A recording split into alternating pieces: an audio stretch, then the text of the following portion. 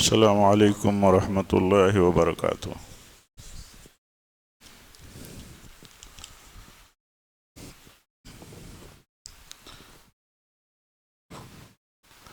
ان الحمد للہ نحمده ونستعینه ونستغفره ونعوذ باللہ من شرور انفسنا ومن سیئات اعمالنا من يهده الله فلا مضل له ومن يضلل فلا هادي له واشهد ان لا اله الا الله وحده لا شريك له واشهد ان محمدا عبده ورسوله يا ايها الذين امنوا اتقوا الله حق تقاته ولا تموتن الا وانتم مسلمون يا أيها الناس اتقوا ربكم الذي خلقكم من نفس واحدة وخلق منها زوجها وبث منهما رجالا كثيرا ونساء واتقوا الله الذي تساءلون به والأرحام إن الله كان عليكم رقيبا يا أيها الذين آمنوا اتقوا الله وقولوا قولا سديدا يصلح لكم أعمالكم ويغفر لكم ذنوبكم ومن يطع الله ورسوله فقد فاز فوزا عظيما أما بعد فإن خير الحديث كتاب الله وخير الهدي هدي محمد صلى الله عليه وسلم وشر الأمور محدثاتها وكل محدثة بدعة وكل بدعة ضلالة وكل ضلالة في النار أعوذ بالله من الشيطان الرجيم قد كانت لكم أسوة حسنة في إبراهيم والذين معه إذ قالوا لقومهم إنا براء منكم ومما تعبدون من دون الله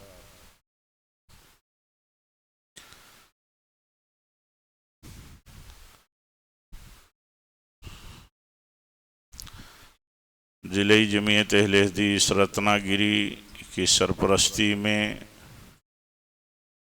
مرکز الدعوہ الاسلامیہ والخیریہ کھیڑ کے زیر اہتمام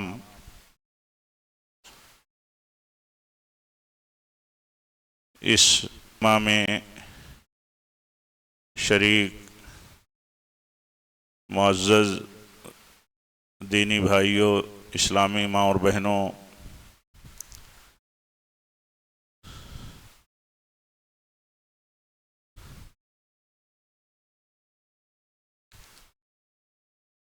یہ مبارک اجتماع جو مرکز الدعوہ کے زیر اہتمام یہاں کی انتظامیہ کی توجہ اور کوششوں سے منعقد ہوتا ہے، جس کی حقیقتاً علمی معنوی سرپرستی ہم سب کے بزرگ عالم دین اور اس خطے کوکن میں سلفی دعوت کے ایک اہم بنیادی حیثیت رکھنے والی شخصیت کی طرف سے ہوتی ہے۔ جانتے ہیں آپ ہم سب کی مراد حضرت مولانا عبدالواحد انور یوسفی حفظہ اللہ ہیں۔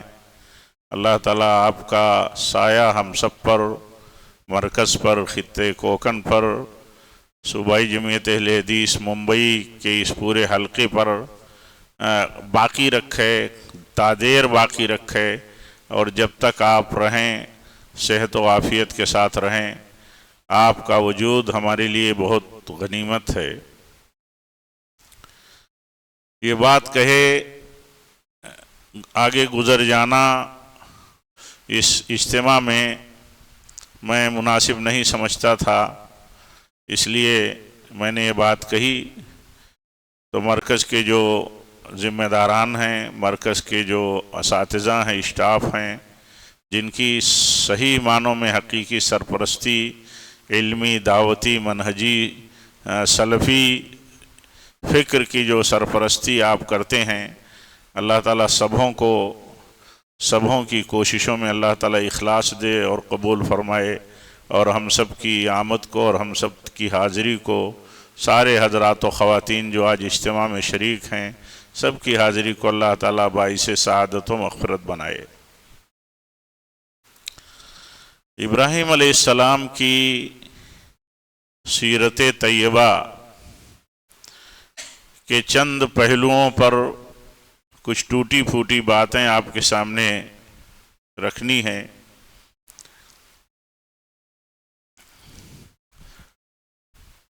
سب سے پہلے تو یہ دیکھیے کہ ابراہیم علیہ السلام کا جب نام آتا ہے تو ہم کس طرح اپنے دل و دماغ میں ان کا مقام، ان کی عظمت اور ان کی اللہ کے ہاں خلت کیسے محسوس کرتے ہیں۔ یہ بہت بڑا نام ہے اور بہت عظیم نام ہے۔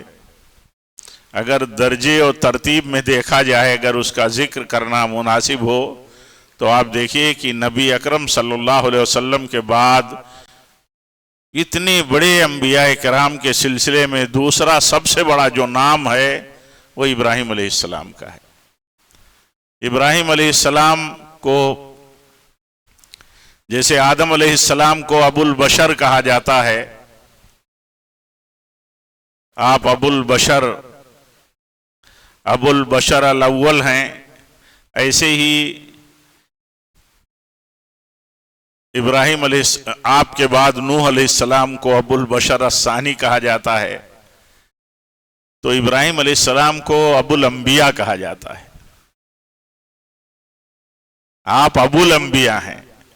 اگر آدم ابو البشر ہیں تو ابراہیم علیہ السلام ابو الانبیاء ہیں۔ اللہ تعالیٰ فرماتا ہو جعلنا فی ذریتہ النبوہ، ہم نے ان کی اولاد میں نبوت کا سلسلہ پھیلا دیا، یعنی آپ نبیوں کے باپ ہیں۔ اگر آدم علیہ السلام سارے انسانوں کے باپ ٹھہرے اور انہی سے انسانی آبادی کا سلسلہ شروع ہوا، تو ابراہیم علیہ السلام انبیاء کے باپ ہیں، ابو الانبیاء ہیں، اور بہت بڑا مقام ہے۔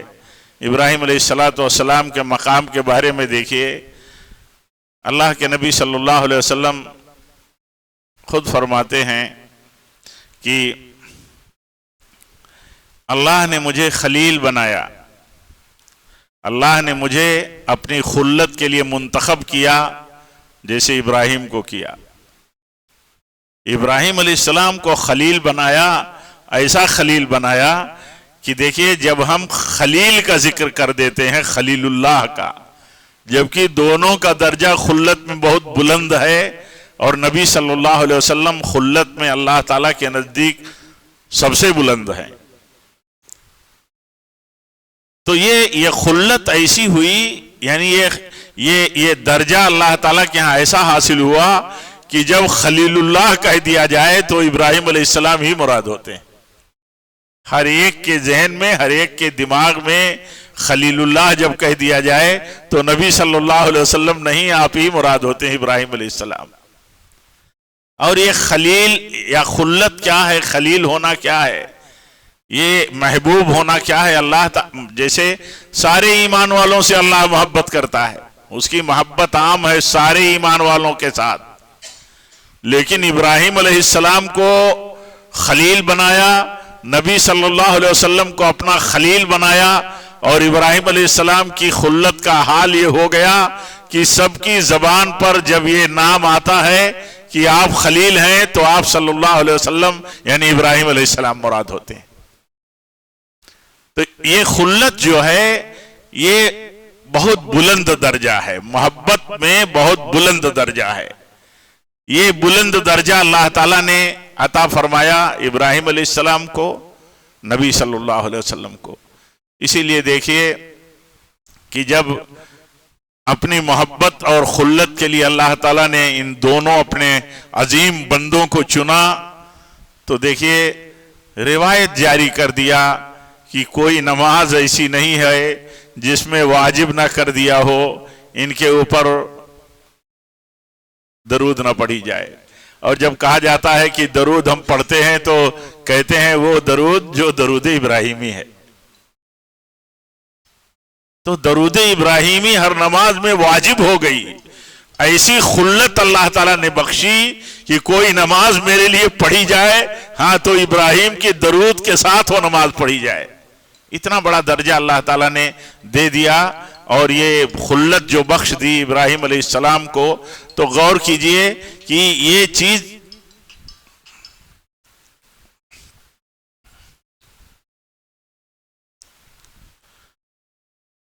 یہ تو ہماری زبانوں میں تو یاد دہانی کے طور پر میں ذکر کر رہا ہوں کہ یہ تو ہماری زبانوں پر عام ہے کہ اللہ تعالیٰ نے ابراہیم علیہ السلام کو اپنا خلیل بنایا، لیکن یہ کہ حقیقت میں خلت کا مرتبہ جو ہے اللہ کے نبی کو اور حضرت ابراہیم کو دونوں کو حاصل ہے۔ آپ نے ایک موقع پر فرمایا تھا کہ اگر مجھے کسی کو خلیل اپنی امت میں بنانا ہوتا تو میں ابو بکر کو خلیل بنا لیتا رضی اللہ عنہ۔ تو یہ خلت بہت خاص محبت کا اور خاص قربت کا اور خاص مطلب مقام بخشنے کا ایک بہت بڑا سمجھ لیجئے انعام ہے جو اللہ تعالیٰ نے عطا فرمایا ابراہیم علیہ السلام کو۔ اب آپ دیکھیے ابراہیم علیہ السلام کی زندگی کے کچھ پہلوؤں کو ہم دیکھتے ہیں کہ اللہ تعالیٰ نے ابراہیم علیہ السلام کو اتنا بڑا درجہ عطا فرمایا، امامت بخش دی، ان کی ثنا، ان کا ذکر، ان کی تعریف، ان کے لیے دعائیں، یہ قیامت تک کے لیے اللہ تعالیٰ نے جاری کر دیا، لاگو کر دیا ہم سب کے اوپر، ساری امت کے اوپر۔ اور آپ کی شریعت کو، ملت ابراہیمی کو، در حقیقت جو ملت سمحہ ہے، ملت حنیفیہ ہے، اس کو جاری کیا اللہ تعالیٰ نے۔ یہ ملت ابراہیمی ہے۔ اللہ تعالیٰ نے اپنے نبی کو کہا کہ اے نبی آپ ملت ابراہیمی کی پیروی کیجئے، آپ پیروی کیجئے۔ آپ آج دیکھیے ہم ذی الحجہ کے پہلے عشرے میں ہیں، حج کا سیزن چل رہا ہے، حج سے لے کر کے قربانی تک یہاں آج ایک ہی تذکرہ ہے قربانی کا تذکرہ۔ آج قربانی ہی کی بات دل سے، دماغ سے، حرکت و عمل میں ہر امتی کے بیچ میں عام ہے۔ یہ بھی کیا ہے؟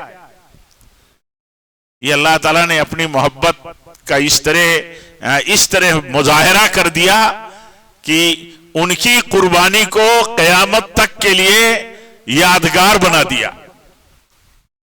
اتنا محبوب بنایا اللہ تعالیٰ نے اپنے بندے، اپنے رسول، اولو العزم رسول، امام الانبیاء حضرت ابراہیم علیہ السلام کو۔ تو ابراہیم علیہ السلام کا جب ذکر آتا ہے تو یہ باتیں یاد آتی ہیں۔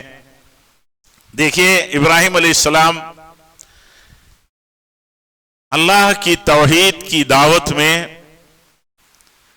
اور شرک کی تردید میں، شرک کی تردید، طاغوت کی تردید، غیر اللہ کی عبادتوں کی تردید میں آپ امام الموحدین ہیں۔ آپ ایک عظیم علم ہیں، ایک عظیم نشان ہیں۔ ابراہیم علیہ السلام کی دعوت کا ذکر جب پڑھتے ہیں قرآن میں اور تذکرہ جب دیکھتے ہیں تو دیکھیے کس طرح وہ توحید کی دعوت دیتے تھے۔ توحید کی دعوت دیتے تھے کہ ایک اللہ کی عبادت کرو، شرک کی تردید کرتے تھے کہ جن معبودوں کو اپنے ہاتھوں سے بناتے ہو، جو نہ سنتے ہیں نہ دیکھتے ہیں، نہ کسی نفع و نقصان کے مالک ہیں، نہ تمہارے کہیں کام آ سکتے ہیں، ان کی عبادت کرتے ہو، ان کی عبادت چھوڑ دو۔ یہ ابراہیم علیہ السلام کی دعوت کا بہت نمایاں پہلو ہے۔ اور اس میں آپ اور آپ کے ساتھ ایمان والے لوگ معروف ہیں، سب کے بیچ میں معروف ہیں۔ ابراہیم علیہ السلام کی زندگی کا، دعوت کا، توحید کی دعوت کا اور رد شرک کا یہ پہلو، رد طاغوت کا یہ پہلو بہت نمایاں ہے، لوگوں کے بیچ میں آپ معروف ہیں۔ تو یہ جو مسئلہ ہے ابراہیم علیہ السلام کی زندگی کے دعوتی پہلو کا کہ آپ ایک اللہ کی طرف یکسو ہو کر کے ایک اللہ کی طرف بلاتے تھے اور شرک کی تردید کرتے تھے، بت پرستی کی تردید کرتے تھے، اس مسئلے میں آپ فیمس تھے۔ تو یہ بات معمولی نہیں ہے۔ لوگ اپنے عقیدے اور اپنی پہچان کے ساتھ دنیا کی مصلحتوں میں بہت کم مشہور رہنا چاہتے ہیں۔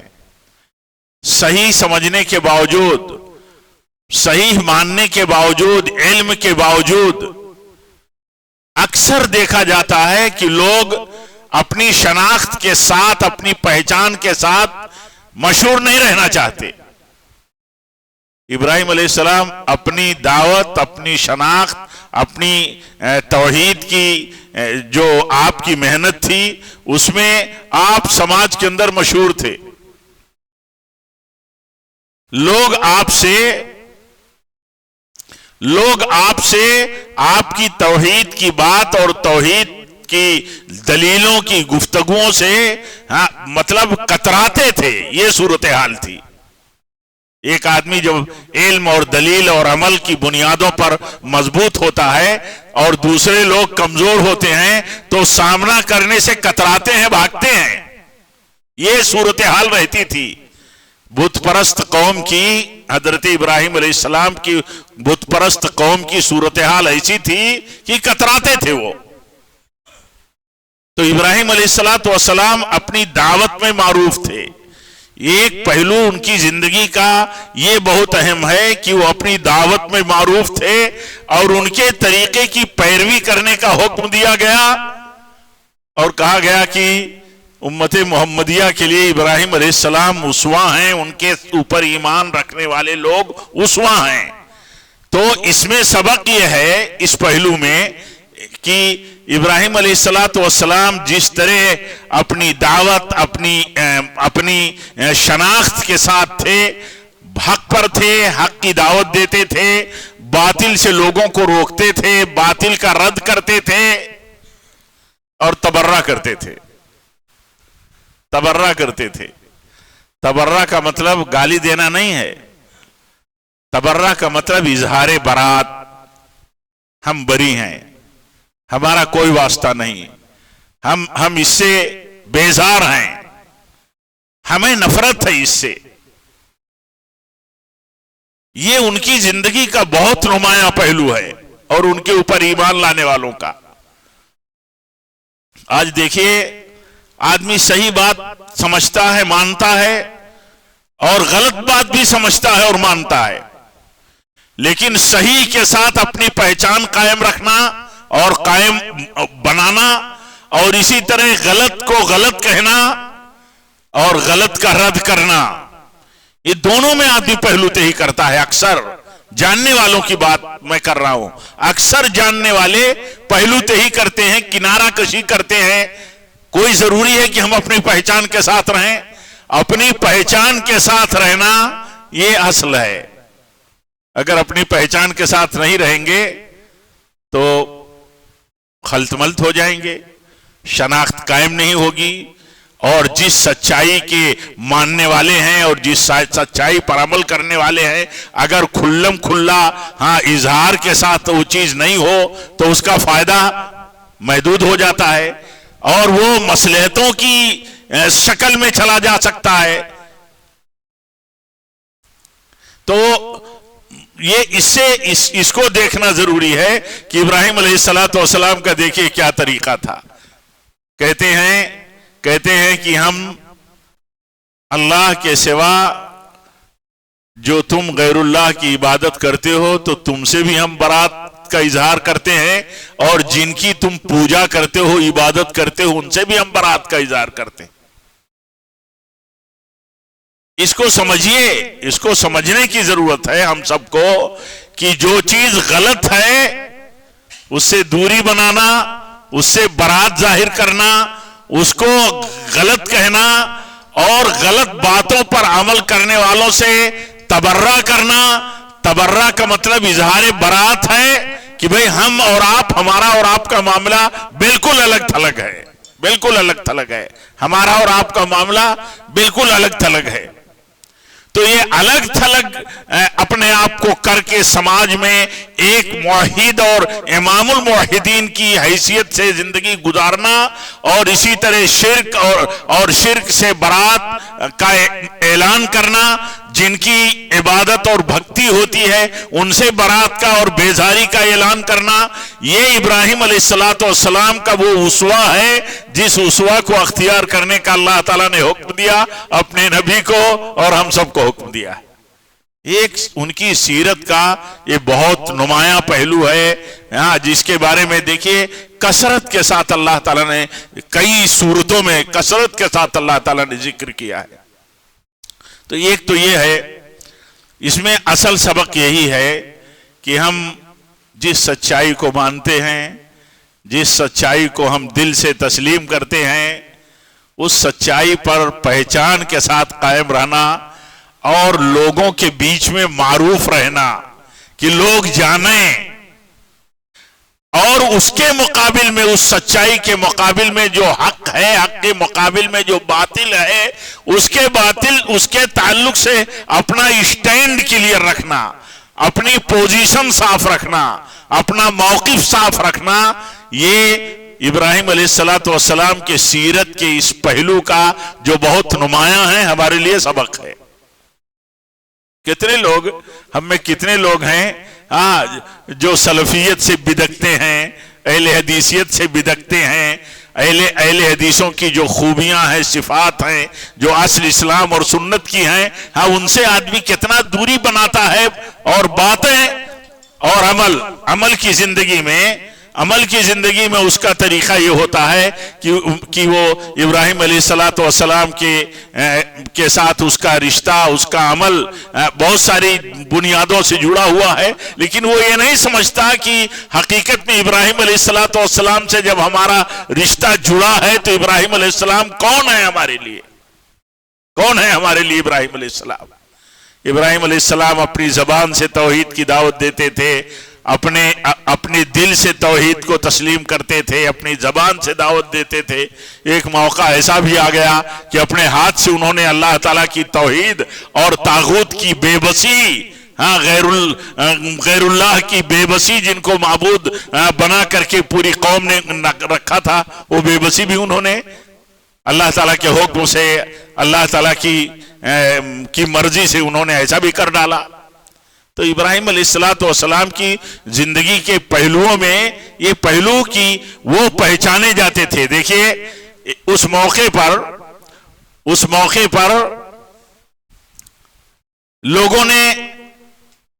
لوگوں نے ذکر کیا بڑی صراحت کے ساتھ کہ وہ ابراہیم ہو سکتا ہے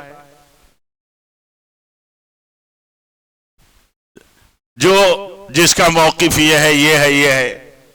تو بہرکیف ابراہیم علیہ السلام کی سیرت کا ایک پہلو یہ ہے، اور اس پہلو میں ہمارے لیے، اس اسوہ حسنہ میں ہمارے لیے نصیحت یہ ہے، ہمارے لیے میسج یہ ہے، ہمارے لیے ہدایت یہ ہے کہ ہم جس سچائی پر ہیں اس سچائی کو لے کر کے چلیں اور پہچانے جائیں۔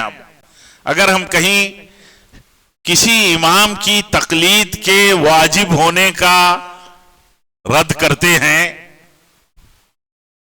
تو ایک غلط بات کا، ایک بدعت کا رد کرتے ہیں، ایک بدعت کے رد کے پیچھے یا اس سے ہم اظہار برات کرتے ہیں۔ تو ابراہیم علیہ السلام کی سیرت کے اسی پہلو میں جب وہ توحید کی دعوت دیتے تھے اور شرک اور طاغوت کا رد کرتے تھے، دیکھیے اسی میں ان کی فکر مندی ہے، ان کا درد ہے، ان کی بے چینی ہے. وہ چاہتے ہیں کہ کس طرح میری قوم کے لوگ، میرے والد اور میرے کنبہ قبیلے کے لوگ اور میری عوام، میری امت کے لوگ یہ کس طرح اللہ تعالیٰ کے آگ سے، اللہ کے عذاب سے بچیں. دونوں کی اگر باریکی ہم نہیں سمجھیں گے تو کیا ہوتا ہے، لوگ یہ سمجھتے ہیں کہ یہ ہماری تردید کرتے ہیں، تو ہماری تردید کرتے ہیں تو ہمارے ساتھ بغض رکھتے ہیں، ہمارا برا چاہتے ہیں. نہیں، ایک باطل کی تردید کے پیچھے ایک نبی اور نبی کے سچے پیروکار کی فکر یہ ہوتی ہے کہ باطل کو باطل بتا کر کے باطل کی پیروی اور باطل اور ناحق پر چلنے والے کو اس کے برے انجام سے بچا لیا جائے. یہ ہے اصل. یہ کنسپٹ تھوڑا سا کلیئر نہیں ہوتا تو آمیزش بہت ہوتی ہے اور آدمی الجھن میں بھی بہت رہتا ہے. جب ہم یہ کہتے ہیں کہ ہمارے لیے مسلک سنت ہے، مسلک رسول ہے، مسلک سلف ہے، کسی ایک شخصیت کی تقلید یہ صحیح نہیں ہے، یہ غلط ہے، تو اس کا معنی یہ نہیں ہے کہ ہم کسی مقلد کو اور کسی بزرگ امام کو، امت کی عظیم شخصیت کو ہم برا بھلا کہتے ہیں. یہ مقصد نہیں ہوتا اور یہ ہوتا بھی نہیں ہے کسی سمجھدار کے ہاں. اس کے پیچھے مقصد یہ ہوتا ہے کہ ایک حق کی راہ پر چلنے کے بجائے باطل کی راہ جو چن لی گئی ہے اور منتخب کر لیا گیا ہے، اس سے باطل کی راہ پر باطل نسبت سے جڑے ہوئے لوگوں کو ان کے عقیدے اور ان کے طریقے سے ان کو بچا لیا جائے. یہ مقصد ہوتا ہے. ورنہ آپ دیکھیے نبی صلی اللہ علیہ وسلم سب سے بڑے سچے پیروکار تھے ابراہیم علیہ السلام کی ملت اور طریقے کے. دیکھیے آپ کتنا حریص تھے. اللہ تعالیٰ فرماتا ہے کیا آپ جان دے دیں گے؟ نبی صلی اللہ علیہ وسلم کو اللہ مخاطب کرتا ہے کہ کیا آپ جان دے دیں گے اپنی اگر یہ ایمان نہیں لائے؟ دیکھیے ان کے کفر پر رد، ان کے شرک پر رد، ان کے مشرکانہ عمل پہ رد، ان کے معبودوں کی مطلب حیثیت کیا ہے، ہاں وہ اس کی وضاحت پوری کی ہے. کچھ نہیں، کسی چیز کے مالک نہیں ہے. ان کے پاس تو اتنی بھی حیثیت نہیں ہے کہ ان پر بیٹھنے والی یہ مکھیاں جو ہیں ان کو یہ اڑا سکیں. اتنا بھی نہیں. کیوں؟ وہ تو بے جان چیز ہیں، ان کے پاس کسی چیز کی شکتی نہیں ہے. تو یہ ساری باتوں کے پیچھے آپ دیکھیے اللہ کے نبی صلی اللہ علیہ وسلم کی فکر کیا ہے. اللہ کے نبی صلی اللہ علیہ وسلم کی فکر یہ ہے کہ کسی طرح یہ اپنے اس بدعملی اور برے عقیدے اور عمل کے برے انجام سے بچ جائیں. یہ ہے اصل فکر. اب برے عمل کو برا نہ کہا جائے، جہاں برا عمل کیا جاتا ہے اس کو نہ بتایا جائے. ہاں جن نسبتوں پر وہ جڑے ہوئے ہیں ان نسبتوں کی حیثیت نہ بتائی جائے تو کیسے وہ بچیں گے؟ وہ کیسے بچیں گے؟ اسی لیے دیکھیے حضرت ابراہیم علیہ السلام اپنے والد سے کہتے ہیں کہ ابا جان کیوں آپ عبادت کرتے ہیں ایسے معبودوں کی جو معبود نہ سنتا ہے، نہ دیکھتا ہے، نہ آپ کے کسی کام آ سکتا ہے؟ آپ بتائیے، یہ اتنی فکر، اتنی درد، لیکن یہ کہ وہ عبادت غلط ہے اور وہ معبود جن کی عبادت کرتے ہیں آپ ان کی کوئی حیثیت نہیں، وہ کچھ کام آنے والے نہیں ہیں آپ کے. تو یہ جو اسٹینڈ ہے اس نقطۂ نظر سے دیکھیے، اس نقطۂ نظر سے کہ جس کو ہم کہتے ہیں یہ غلط ہے. آدمی یہ سمجھتا ہے ہم کو غلط کہہ دیا گیا، اب وہ تو سمجھے گا ہی کہ غلط کہہ دیا گیا. اور جو نسبتیں غلط ہیں، جن بنیادوں پر وہ نسبتیں قائم ہیں، اب جن شخصیتوں کے ساتھ تقلید کی جیسے نسبت قائم ہو گئی تو اب اس کو غلط کہنے کے پیچھے کیا مقصد ہے؟ اس کے علاوہ کوئی مقصد نہیں کہ جو لوگ کسی امت کے امام کی تقلید کو واجب کہہ کے اپنے اوپر واجب ٹھہرائے ہیں اور دوسروں پر واجب اور لاگو کرنا چاہتے ہیں کہ سارے لوگ اس کو واجب مانیں، تو اگر دلیلوں کی روشنی میں اس کو نہ بتایا جائے، اس کا رد نہ کیا جائے، تو یہ صحیح دین کی پیروی نہیں ہے، یہ صحیح دین کی پیروی نہیں ہے۔ اور اس کے مقابل میں جو صحیح طریقے کے ہم پیروکار ہیں، اس پہچان کے ساتھ اگر ہم زندہ نہ رہیں تو بھی یہ ملت ابراہیمی کے خلاف ہے، ابراہیم علیہ السلام کے اسوے کے خلاف ہے۔ آپ کا طریقہ تھا، آپ معروف تھے، آپ نبی صلی اللہ علیہ وسلم معروف نہیں تھے، آپ کے اوپر ایمان لانے والے معروف نہیں تھے، معروف تھے۔ تو ایک بہت بڑا سبق ہمارے لیے ابراہیم علیہ السلام کی سیرت میں یہ ہے کہ اپنی دعوت میں، اپنے عمل میں، اور اسی طرح باطل کے رد میں جو درد مندانہ طریقہ ہوتا ہے، جو فکر مندانہ طریقہ ہوتا ہے، جو یہ کہہ سکتے ہیں کہ جو انٹینشن ہوتا ہے، وہ بہت صاف رہنا چاہیے، بہت صاف۔ یہ ابراہیم علیہ السلام کی سیرت کا ایک پہلو ہے۔ دوسرا دیکھیے، ابراہیم علیہ السلام کی سیرت کا ایک دوسرا پہلو یہ ہے کہ وہ اللہ کے حکم کے آگے سرنڈر تھے، اللہ کے حکم کے آگے سرنڈر تھے۔ جو بھی اللہ کا حکم تھا، جو بھی اللہ کا حکم ہوتا تھا، اس کے آگے اپنے آپ کو وہ سرنڈر کرتے تھے۔ کتنی مثالیں ہیں، بہت ساری مثالیں ہیں، بلکہ پوری زندگی تو آپ کی فرما برداری ہی کی زندگی تھی۔ وَإِذْ قَالَ لَهُ رَبُّهُ وَسَلِمْ قَالَ أَسْلَمْتُ لِرَبِّ الْعَالَمِينَ۔ تو ابراہیم علیہ السلام کا استسلام اور اللہ تعالیٰ کے ہر حکم کی فرما برداری، اس کی تنفیذ، یہ آپ کی سیرت طیبہ کا ایک نمایاں پہلو ہے، بہت بڑا نمایاں پہلو ہے۔ آپ دیکھیے، ابراہیم علیہ السلام کو حکم ہوا کہ اپنی بیوی ہاجر کو، اپنے دودھ پیتے بیٹے اسماعیل کو، اسماعیل کو لے جا کر کے مکہ کی اس وادی میں چھوڑ دو، وہاں آباد کر دو،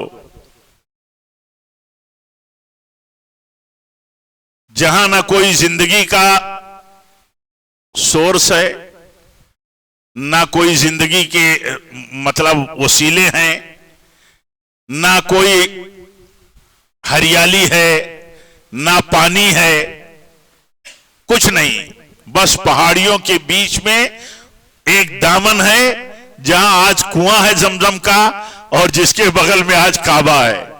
ساری دنیا کے مسلمانوں کا قبلہ ہے۔ کہیں بھی دنیا کے کسی خطے میں مسلمان اللہ کے لیے نماز کے لیے کھڑا ہوتا ہے، ہاں تو وہ منہ کرتا ہے کعبہ کی طرف۔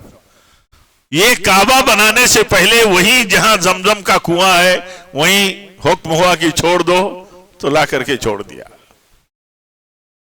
حضرت عبداللہ ابن عباس رضی اللہ تعالیٰ عنہ بیان کرتے ہیں کہ چھوڑ کر کے جب جانے لگے، حضرت عبداللہ ابن عباس رضی اللہ عنہما بیان کرتے ہیں کہ جب چھوڑ کر کے جانے لگے تو وہ پوچھتی ہیں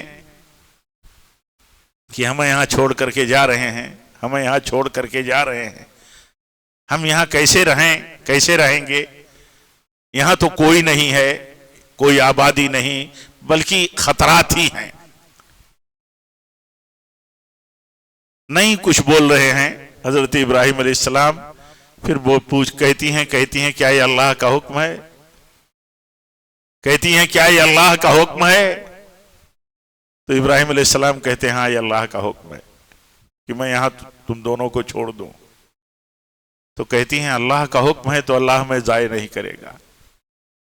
اللہ کے حکم کی پابندی ایسی کہ اتنی دعاؤں کے بعد عشرے کتنے گزر گئے عمر کے، دہائیاں عمر کی کتنی گزر گئی ہیں، بڑھاپے میں اسماعیل بصورت اولاد بڑی دعاؤں کے بعد اسماعیل پیدا ہوئے ہیں، لیکن حکم ہوا اللہ کا کہ چھوڑ دو، لے جا کر کے اس غیر ذی زرع وادی میں، تو لا کر کے چھوڑ دیا۔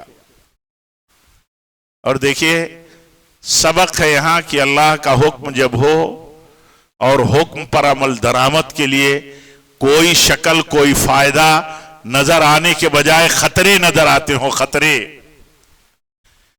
تو بھی یہ ایمان ابراہیم علیہ السلام کا ہمیں سبق دیتا ہے کہ جہاں خطرے نظر آتے ہوں اللہ کے حکم کی پیروی میں، وہاں اس ایمان کے ساتھ اللہ کے حکم کی پیروی کی جائے کہ خطروں سے بچانے والا تو اللہ ہے۔ جہاں خطرے نہیں نظر آتے وہاں انسان خطرے میں پڑ جاتا ہے، اللہ چاہتا ہے تو، اور جہاں ہر طرف خطرات ہی خطرات ہوں وہاں اگر اللہ تعالیٰ کوئی عمل کرنے کا حکم دے تو وہاں ایمان کیا کہتا ہے؟ ایمان یہ کہتا ہے کہ اللہ کے حکم کے مطابق عمل کرنے میں خطرات سے نجات ہمارے لیے ہے، خطرات سے بچنے کا راز ہے اس میں کہ اللہ کے حکم پر عمل کیا جائے۔ دیکھیے یہی سمجھ کر کے وہاں چھوڑ دیا، تھوڑا سا پانی دیا، تھوڑی سی کھجور جو تھی دی، اور اس کے بعد چلے گئے، اور جب چلے گئے تھوڑی دور کے بعد دعا کرتے ہیں ربنا انی اسکنت من ذریتی بواد غیر ذی زرع عند بیتک المحرم، دعا کرتے ہیں اللہ آباد کر دیا ہم نے، یہاں ہم نے بسا دیا ہے، تو بسا دیا اللہ کے حکم سے۔ اور دیکھیے ایمان ہے، یہ اسوہ ہے ابراہیم علیہ السلام کی سیرت کے اس پہلو کا کہ کیسے فرما بردار تھے، کیسے فرما بردار تھے اللہ کے، اور کیسی فرما بردار بیوی تھی، اور کیسا ایمان تھا۔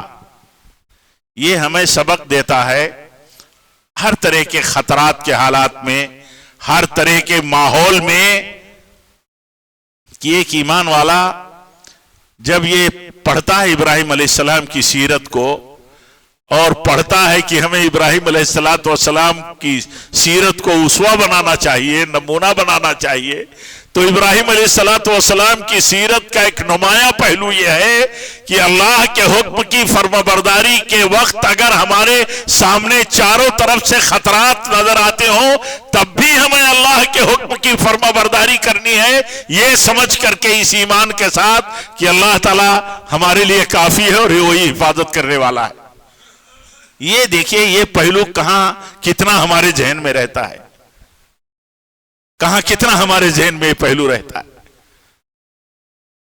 کہ اللہ کے حکم کی پیروی میں ہمارے سامنے مشکلات ہیں، ہمارے سامنے کتنی مشکلات ہیں جس کی بنیاد پر ہم اللہ کے حکم کی پیروی اور نبی کی سنتوں کو چھوڑنے کا کام کرتے ہیں۔ ہم اپنی پہچان چھپاتے ہیں، اپنی شکل چھپاتے ہیں، اپنا لباس چھپاتے ہیں، اسلامی کلچر اسلامی ثقافت کو چھپاتے ہیں۔ کس لیے چھپاتے ہیں؟ کس لیے چھپاتے ہیں؟ ہر آدمی یہ سوچے کہ وہ کس لیے چھپاتا ہے۔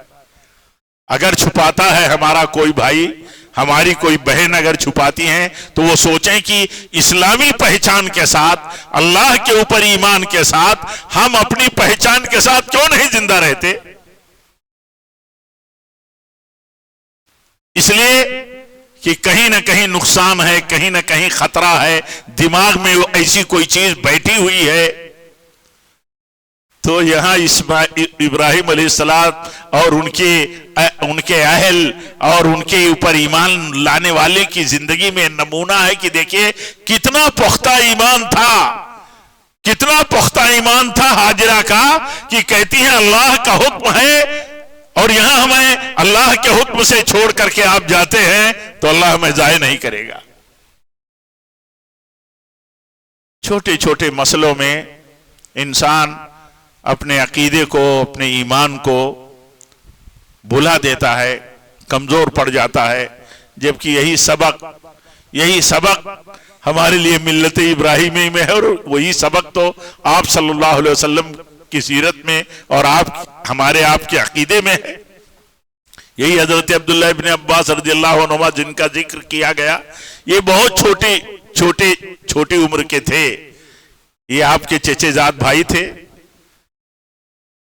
ایک دن اللہ کے نبی فرمانے لگے، کہنے لگے کہ سنو میں تمہیں کچھ باتیں بتاتا ہوں، اے بچے سنو کچھ باتیں تمہیں بتاتا ہوں، اے میرے بھائی سنو، तुम्हें मैं कुछ बातें बताता हूं। उनमें आपने एक बात क्या बताई, कहा सारी उम्मत जमा हो जाए तुम्हें कोई नुकसान पहुंचाने के लिए तो सिर्फ उतना ही पहुंचा सकती है जितना अल्लाह ने तुम्हारी तकदीर में तुम्हारे खिलाफ लिखा है नुकसान। या ऐसे ही सारी उम्मत जमा हो जाए तुम्हें कोई फायदा पहुंचाने के लिए तो सिर्फ उतना ही फायदा पहुंचा सकती है तुम्हारे हक में जितना फायदा अल्लाह ताला ने तुम्हारे हक में लिखा है, उससे ज्यादा फायदा भी नहीं पहुंचा सकती। तो लोग अपनी पहचान, हम में आप में जो हम कमजोर हैं अपनी पहचान के साथ जीने में, आप बताइए वहां कौन सी चीज माने है? अकीदे की कमजोरी, दुनिया की मसलहतें। इब्राहिम अलैहिस्सलाम की सुन्नत में देखिए कितना बड़ा सबक है। इब्राहिम अलैहिस्सलाम की बीवी हाजरा की इस मतलब बात में कितना बड़ा सबक है। सारी उम्मत की माओ बहनों बेटियों के लिए, हम सब के लिए, कि कहती हैं जब अल्लाह ने हुक्म दिया है कि हमें यहां छोड़ दो तो अल्लाह ताला हमें जाए नहीं करेगा। कुछ नहीं है जिंदगी का सोर्स। हम सारे हर वक्त सोर्सों के पीछे रहते हैं कि अगर ये सोर्सेज हमारे नहीं रहे और हमारे हाथ में नहीं रहे, कंट्रोल में नहीं रहे, हमारे पास नहीं रहे तो हम बच नहीं सकते। और असल सोर्स जो अल्लाह है, अल्लाह के ऊपर ईमान और तवक्कुल है, वहां हम कमजोर पड़ जाते हैं। तो ये आपकी सीरत का एक बहुत बड़ा नुमाया पहलू ये भी है कि देखिए किस तरह आपने अमल किया। इसी सिलसिले का वो अमल मसला है कि देखिए यहां ला करके बसा दिया, बसाने के बाद अब लोग आकर के धीरे धीरे वहां आबाद होने लगे, उनकी इजाजत से वहां आबादी हो गई। उधर इस्माइल बड़े हो गए, अब हाथ बटाने और काम में साथ देने की उम्र के पहुंच गए। उधर अल्लाह ताला का हुक्म आ गया कि इतनी लंबी दुआओं के बाद इतना महबूब बेटा तुम्हें मिला तो तुम इसे ज़बह कर दो। आप हमारे आपके लिए ये कोई मामूली नसीहत नहीं है, हमारे और आपके लिए ये कोई मामूली चीज नहीं है जब इसका जिक्र किया जाता है। इब्राहिम अलैहिस्सलाम की सीरत को जब अल्लाह ताला कहता है कि तुम्हारे लिए उनकी जिंदगी में बेहतरीन नमूना है, देखो उनको कि अल्लाह ताला ने बड़ी दुआओं के बाद बुढ़ापे में बेटा दिया और उसके बाद जब बेटा बड़ा हो गया कि वो काम आएगा तो अल्लाह ताला का हुक्म आ गया कि उस बेटे को ज़बह कर दो। तो दिल की चाहत, सामने की जरूरत, मुस्तकबिल की उम्मीद, बहुत सारी बातें आदमी सोचता है हो सकती है, लेकिन जिसका सच्चा ईमान अल्लाह ताला के ऊपर होता है वो क्या कहता है कि अल्लाह का हुक्म है तो ज़बह कर देना है। क्योंकि अल्लाह के ऊपर ईमान का मतलब यह है कि हमारी सारी चीजें अल्लाह ताला की और अल्लाह के लिए कुर्बान हैं। इब्राहिम अलैहिस्सलाम की सीरत का ये पहलू हम पढ़ते हैं, बयान करते हैं, सुनते हैं, कुरान की तिलावत करते हैं, जा बजा उसको सुनते हैं, देखते हैं और ये भी देखते हैं कि अल्लाह ताला फरमाता है कि इब्राहिम की जिंदगी तुम्हारे लिए नमूना है। ये तो देखो कि उस बंदे को हुक्म दिया गया बुढ़ापे में बड़ी दुआओं के बाद मिली औलाद के सिलसिले में कि उसको ज़बह कर दो, तो ज़बह करने के लिए और ज़बह होने के लिए बेटा भी तैयार, बाप भी तैयार। और उसी में सबक क्या मिला? उसी में सबक मिला कि फर्माबरदारी और अल्लाह के हुक्म को, हर तरह के नफ्स को कुचल करके, ख्वाहिशात को कुचल करके अल्लाह की फर्माबरदारी के लिए जब बंदा खड़ा हो जाता है सच्ची नीयत से, सच्चे ईमान के साथ, तो फिर अल्लाह क्या करता है? अल्लाह ताला कहता है कि इब्राहिम तुमने वफादारी साबित कर दी, तुमने मेरे हुक्म पर फर्माबरदारी के लिए इकदाम करके साबित कर दिया कि तू फर्माबरदार है। अब देख मेरा अमल क्या है। फिर अल्लाह ताला ने क्या किया? इस्माइल को ज़बह होने के बजाय जन्नत का दुम्बा भेजा और जन्नत का दुम्बा ज़बह हुआ। और फिर उसके बाद अल्लाह ताला ने क्या किया? بعد میں آنے والے لوگوں کے لیے اس کو جاری کر دیا اور اس کا ذکر جمیل اور اس کا عمل کو یادگار بنا دیا. آج آنے والی ہے عید الاضحیٰ کی تاریخ اور قربانی کا دن. ہر سچا محب دین اور محب ابراہیم و نبی صلی اللہ علیہ وسلم سب کے دل میں ان نبیوں کی محبت اور سنت کی لالچ کتنی ہے. اللہ تعالیٰ فرماتا ہے ہم نے اسے بعد والوں میں جاری کر دیا ہے. کروڑوں کی قربانی ہوتی ہے, کروڑوں کی. کس ناطے؟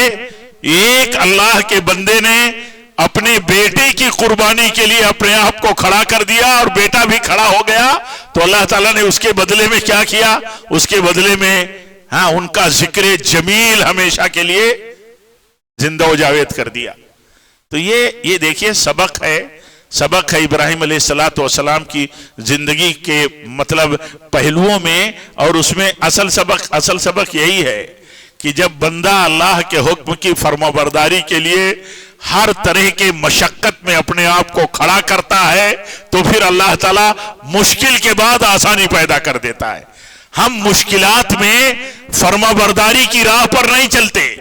عام طور پر لوگ مشکلات کے حل کے لیے اللہ اور اس کے رسول کی فرمانبرداری کا راستہ نہیں ڈھونڈتے ہیں, بلکہ اگر یہ کہا جائے کہ ادھر ادھر کے چکروں میں پھنس جاتے ہیں. ادھر سے مسئلہ حل ہو جائے گا, ادھر سے مسئلہ حل ہو جائے گا, ادھر سے مسئلہ حل ہو جائے گا, جبکہ سارے مسئلے اللہ کے ہاتھ میں ہیں. اللہ تعالیٰ چاہے گا تب مسئلہ حل ہوگا. تو اصل رشتہ کمزور ہو گیا اور کمزور رشتوں پر ڈیپینڈ ہو گئے تو نتیجہ کیا ہوا؟ نتیجہ یہ ہوا کہ ہم ملت ابراہیمی کے سچے پیروکار نہیں رہے, اور سچے پیروکار نہ رہنے کی وجہ سے ہمارا انجام خراب ہو گیا. عام طور پر ملت کا انجام خراب ہو گیا. تو یہ سبق بار بار جو دہرایا جاتا ہے, دیکھیے بار بار جو یہ سبق اللہ تعالیٰ دہراتا ہے وہ اس کے پیچھے مقصد کیا ہے؟ اس کے پیچھے مقصد یہی ہے, اس کے پیچھے مقصد یہی ہے.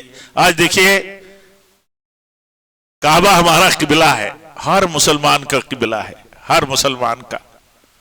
اللہ کا حکم ہوا ابراہیم اور اسماعیل کو کہ بناؤ, اب بناؤ یہاں میرا گھر بناؤ, بیت اللہ کو بناؤ.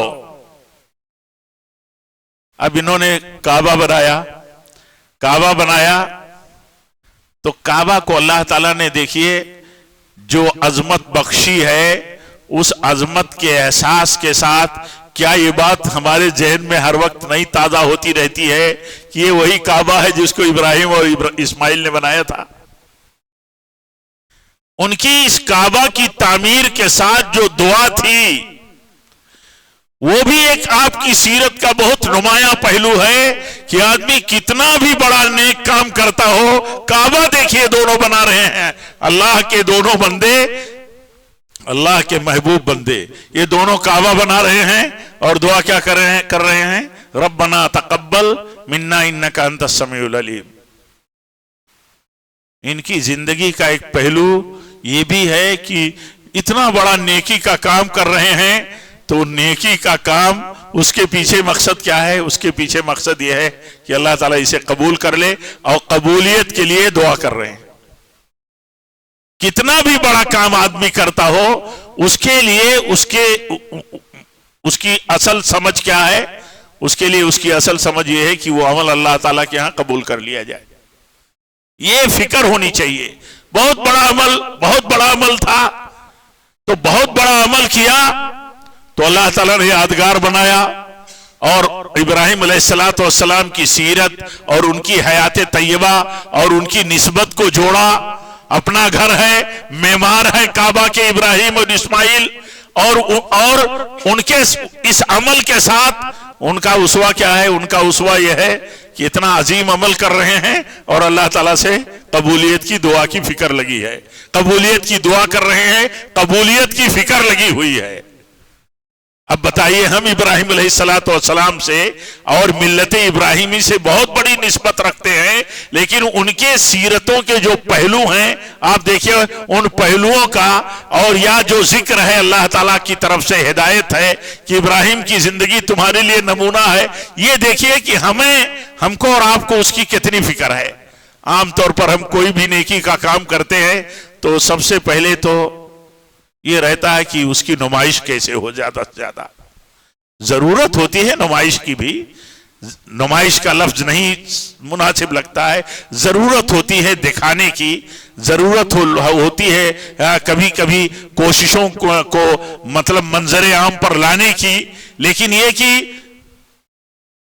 اس کے پیچھے اصل فکر تو ہونی چاہیے کہ اللہ تعالیٰ اس عمل کے دکھانے کے پیچھے ہمارا مقصد تو کچھ اور ہے، لیکن اصل مقصد تو یہ ہے کہ اللہ تعالیٰ اسے قبول کر لے۔ یہ فکر کم ہے، یہ فکر عام طور پر ناپید ہے۔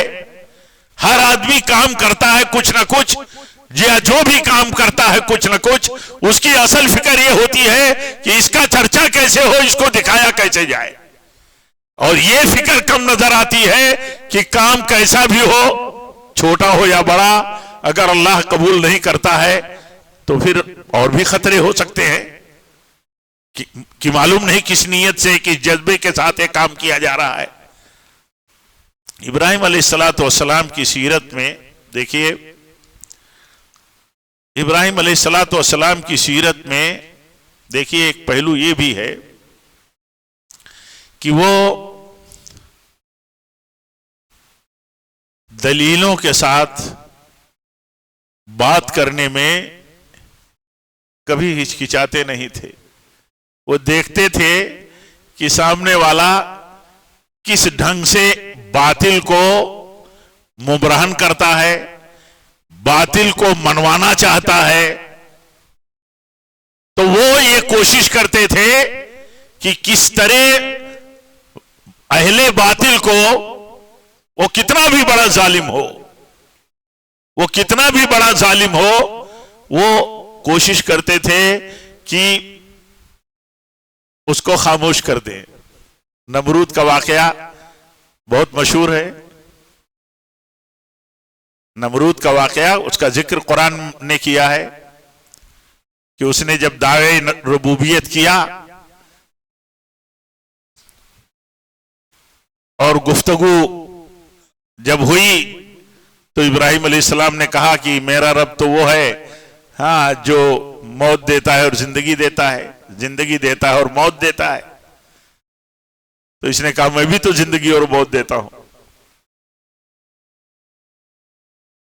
تو دیکھیے انہوں نے پیٹنٹ بدلا اور کہا کہ میرا رب وہ ہے جو سورج کو پورب سے نکالتا ہے، پچھم میں ڈبوتا ہے۔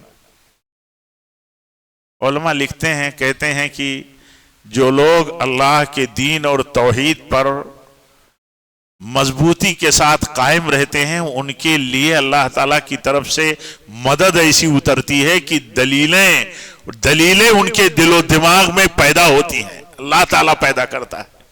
آپ بتائیے، اس بحث میں اس نے الجھا دینا چاہا تھا، لیکن اللہ کی مدد ہوئی تو فوراً انہوں نے موڑ دیا مسئلے کو۔ اس نے کہا موت و زندگی تو میں بھی دیتا ہوں۔ دو قیدیوں کے موت کا فیصلہ ہوا تھا، ایک کو کہا اس کو موت دے دو، سولی چڑھا دو، اور دوسرے کو کہا اسے چھوڑ دو، دیکھو میں بھی موت اور زندگی کا مالک ہوں۔ تو یہ ایک بات یہ بھی ہے، جب حق و باطل کے مسئلے میں لوگ گفتگو کرتے ہیں تو اللہ تعالیٰ ان کی مدد ایسی کرتا ہے، اور وہ اللہ تعالیٰ کی مدد مانگتے ہیں، ایسے موڑ آتے ہیں جہاں کچھ نہیں سمجھ میں آتا، لیکن اس طرح دلیلیں اللہ تعالیٰ نازل کرتا ہے، اس طرح القاء کرتا ہے کہ باتیں کھل کر کے آ جاتی۔ ایسے ہی اہل باطل کا مسئلہ ہے، ایسے ہی اہل باطل کا مسئلہ ہے۔ آپ جب دلیلوں کا جائزہ لیں گے تو پتا چلے گا کہ باطل اپنی دلیلوں کے ساتھ کتنا کمزور ہے اور حق اپنی دلیلوں کے ساتھ کتنا قوی ہے۔ یہ سب چیزیں آپ دیکھیے، ایک مطلب ابراہیم علیہ السلام کی سیرت میں کیسے کیسے پہلو ہیں۔ اگر ان میں کسی ایک پہلو کو اگر دیکھا جائے تو ہمارے لیے وہی کافی ہے۔ ہمارے لیے وہی کافی ہے کہ جیسے ابراہیم علیہ السلام کی اطاعت و فرمانبرداری کی زندگی اور پھر اطاعت و فرمانبرداری کی زندگی کے بعد اللہ تعالیٰ کی طرف سے جو نوازش اور انعام ہوا، جو مشکلات کے بعد آسانیاں پیدا ہوئیں، اگر ہم اسی ایک پہلو کو اپنے سامنے رکھیں تو ہمارے لیے نصیحت کے لیے کافی ہے، اور ایمان ہمارا ہو اس بات پر کہ اللہ تعالیٰ ہمارے لیے کافی ہے۔ تو ابراہیم علیہ السلام کی سیرت پہ دیکھیے، جب یہ بحث ہوئی یا اس سے پہلے جب وہ بت کدے میں سارے بتوں کے توڑنے کا مسئلہ قضیہ آ گیا، اور اس کے بعد یہ ہوا کہ ابراہیم کو جلا دینا چاہیے، ابراہیم کو جلا دینا چاہیے۔ جلانے کے لیے بہت بڑا آگ کا الاؤ تیار کیا گیا، اتنا بڑا آگ کا الاؤ تیار ہوا کہ اس کے قریب ہی نہیں کوئی پھٹک سکتا تھا۔ تو یہ ہوا کہ ان کو بہت دور سے ڈھیکلی سے آگ میں ڈال دو۔ تو انہوں نے اسوا اپنا کیا چھوڑا؟ اپنے ایمان کا اور رب کے اوپر بھروسے کا، اور سبق کیا چھوڑا کہ اگر اللہ ہمارے لیے مددگار ہو تو وہ کافی ہے، ہمیں آگ میں بھی ڈال کر کے جلا نہیں سکتی۔ ہاں، دشمن طاقت، دشمن قوم نہ آگ جلا سکتی ہے۔ یہی کہا تھا نا کہ آج بھی ہو جو براہیم سیما پیدا، آگ کر سکتی ہے اندازے گلستاں پیدا، کہ مومن اگر اللہ تعالیٰ کے اوپر سچا ایمان رکھے، اس کی فرمانبرداری کرے، تو ظالم طاقتیں، ظالم بادشاہتیں کتنی بھی قوی ہو، کتنی بھی طاقتور ہو، اللہ اگر حفاظت کرنا چاہے تو کافی ہے۔ ابراہیم علیہ السلام کی سیرت میں یہ بھی اتنا ایک بہت بڑا نمایاں پہلو ہے کہ کس طرح انہوں نے کہا کہ اللہ ہمارے لیے کافی ہے، حسبنا اللہ، کہا اللہ ہمارے لیے کافی ہے۔ تو یہ ہمارے لیے ابراہیم علیہ السلام کی سیرت کا جب ہم ذکر کرتے ہیں، خاص طور پر یہ موسم جب آتا ہے حج کا، اور یہ موسم جب آتا ہے مطلب قربانی کا، تو دیکھیے ابراہیم علیہ السلام کی زندگی اور سیرت کے پہلو آتے ہیں، اور ایسے ہی ہم شب و روز ابراہیم علیہ السلام کو یاد کرتے رہتے ہیں، درود پڑھتے ہیں ابراہیم علیہ السلام کو، آل ابراہیم کو یاد کرتے رہتے ہیں، حتیٰ کہ ہماری کوئی نماز نہیں ہوتی اگر اس میں ابراہیم علیہ السلام یعنی درود ابراہیمی نہیں پڑھی جاتی، نہ پڑھی جائے تو یہ سب چیزیں ہمارے لیے بہت اہم ہیں۔ اللہ تعالیٰ سے دعا کرتا ہوں کہ اللہ تعالیٰ ہم سب کو ابراہیم علیہ السلام کی زندگی کو، نبی صلی اللہ علیہ وسلم کی زندگی کو اسوہ ماننے کے ساتھ ساتھ اس اسوے اور اس نمونے کو اپنی زندگی میں اپلائی کرنے کی اللہ تعالیٰ توفیق دے۔ ہر طرح کے خطرات میں، ہر طرح کی مخالفتوں میں، ہر طرح کے الگ الگ فکر اور الگ الگ نظریے کے ماحول میں اللہ تعالیٰ نے جو حق ہمیں دیا ہے، اس حق کے ساتھ اللہ تعالیٰ ہم سب کو ایسے ہی جینے کی توفیق دے جیسے ابراہیم علیہ السلام آپ کے اوپر ایمان والے جیتے تھے۔ اتنے خطرات تھے لیکن سب لوگ جانتے تھے کہ ابراہیم کون ہے؟ ہمارے معبودوں سے متفق نہیں ہے، ہمارے معبودوں سے برات اور بیزاری ظاہر کرتا ہے، ہمارے شرک سے بیزار ہے۔ تو یہ نمایاں جو ان کی زندگی کا پہلو، اور پھر آپ کی سیرت ہماری زندگیوں میں رہنی چاہیے، یہ ہمیں نصیحت ملتی ہے۔ ہم میں دیکھیے کتنا چھپاتے ہیں اپنی پہچان۔ میں کہتا ہوں کسی کو اعتراض نہیں ہوتا ہے، نہ کسی کو کوئی مطلب ناسمجھی ہوتی ہے کہ بھئی وہ اہل الحدیث ہے، تو یہ نسبت بہت عظیم ہے، یہ نام بہت پیارا ہے اور بہت باوقار ہے، بڑے عظمت والا ہے۔ یہ نسبت قرآن کی طرف ہے، حدیث کی طرف ہے، سیرت کی طرف ہے۔ اہل حدیث ہے تو نبی کے طریقے کا ماننے والا ہے۔ اب بتائیے اس کو اس نام سے اپنی پہچان کے ساتھ زندہ رہنے میں کوئی تردد ہے تو اس کا معنی یہ ہے کہ وہ کہیں نہ کہیں اصل ملت ابراہیمی اور ملت رسول میں کہیں نہ کہیں کمزور ہے، اور اپنی اصل پہچان، سچائی کی پہچان کے ساتھ جینا نہیں چاہتا۔ لوگ باطل پر ہیں اور اپنے نامناسب ناموں اور نسبتوں کے ساتھ، وہ نسبتیں نامناسب ہیں جب ایک معنی دیتی ہیں، صحیح معنی کے بعد بجائے غلط معنی دیتی ہیں۔ اس اعتبار سے میں کہتا ہوں لوگ ان نسبتوں کے ساتھ اپنی پہچان اور اپنے جینے میں فخر محسوس کرتے ہوں، اور جو سچے تابعدار ہیں، سچے پیروکار ہیں، وہ اپنی پہچان کو چھپانا چاہتے ہوں تو یہ چیز ہمارے لیے ملت ابراہیمی کی پیروی کے دعویداری کے خلاف ہے، دعویداری کے خلاف، خاص طور پر اپنے وطن میں۔ ایک بات اور کر کے بات ختم کرتا ہوں، وہ یہ کہ ابراہیم علیہ السلام کی سیرت میں ایک پہلو یہ بھی ہے کہ انہوں نے دعا کی، اے اللہ مکہ کو تو امن کا شہر بنا دے۔ اس میں ایک سبق کہیں نہ کہیں یہ ملتا ہے کہ ایک مومن جس بستی میں رہتا ہے، جس ملک میں رہتا ہے، جس شہر میں رہتا ہے، وہ ایمان کے ساتھ اس کے لیے امن کا فکر مند ہوتا ہے، لالچی ہوتا ہے، بہت اسے اس بات کی مطلب فکر ہوتی ہے کہ کیسے جہاں ہم بستے ہیں وہاں کیسے امن و امان قائم رہے۔ امن و امان جب قائم رہتا ہے تو توحید پر قائم رہنا، توحید کا علم بلند کرنا اور توحید کے تقاضوں پر پورا کرنا کتنا آسان ہوتا ہے۔ ہمارے لیے ابراہیم علیہ السلام کی سیرت کا یہ مطلب حصہ کہ آپ دعا کرتے تھے کہ اللہ اس شہر کو تو امن والا شہر بنا دے، تو ہمیں یہ پہلو بھی یاد رکھنا چاہیے۔ وطن سے محبت کا ایک تقاضا یہ بھی ہوتا ہے کہ اس وطن میں نفرتوں کا ماحول نہ ہو، اپنے ہاتھ سے نفرت نہ پھیلے، دوسرے اگر نفرت پھیلاتے ہیں تو انہیں کیسے سمجھایا جا سکتا ہے، روکا جا سکتا ہے، دعائیں کی جا سکتی ہیں۔ یہ تو دعا کی جا سکتی ہے اپنی ممکنہ سورس اور کوششوں کے ساتھ کہ اے اللہ تعالیٰ تو ملک کو، شہر کو، ہماری آبادی، ہمارے علاقوں کو جہاں ہم بستے ہیں، اللہ تعالیٰ تو اسے امن و امان کا گہوارہ بنائے رکھ، کیونکہ امن جب جاتا ہے اور نفرتیں پھیلتی ہیں، نفرتوں کے پیچھے غلط مقاصد ہوتے ہیں پھیلانے کے، تو انتہائی درجے کا اضطراب، انتہائی درجے کی بے چینی ہوتی ہے۔ یہ سوجھ بوجھ رکھنے والا آدمی ہی سمجھ سکتا ہے ہاں کہ ابراہیم علیہ السلام کی اس دعا کے پیچھے آخر ان کی سوچ کیا تھی۔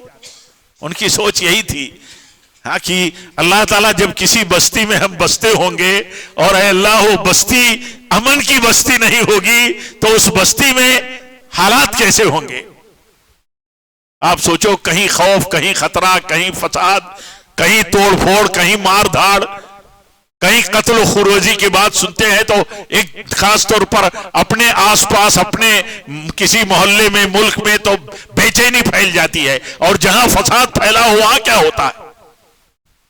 کوئی بیماری کی بدامنی ہو، کورونا آیا تو کتنی بدامنی تھی، کتنے خطرات تھے۔ تو ایسے ہی ایک پہلو ان کی زندگی کا یہ بھی ہے کہ اللہ تعالیٰ سے انہوں نے امن کا سوال کیا، امن کے لیے دعا کی۔ ہمیں بھی ان کی سیرت کی پیروی کرتے ہوئے اپنے وطن، اہل ایمان کے لیے ایمان کے ساتھ امن و امان اور عافیت کی دعا کرتے رہنا چاہیے۔ اللہ تعالیٰ ہم سب کو توفیق دے۔ رب العالمین جب تک ہمیں زندہ رکھے، ملت ابراہیمی پہ رکھے، مسلک سنت پر رکھے، مسلک رسول اور منہج صحابہ اور سلف پر رکھے، اور جب بھی ہماری موت ہو تو نبی صلی اللہ علیہ وسلم کی سنت پر ہو، آپ کے طریقے پر ہو۔ وآخر دعوانا الحمدللہ رب العالمین، والسلام علیکم ورحمۃ اللہ وبرکاتہ۔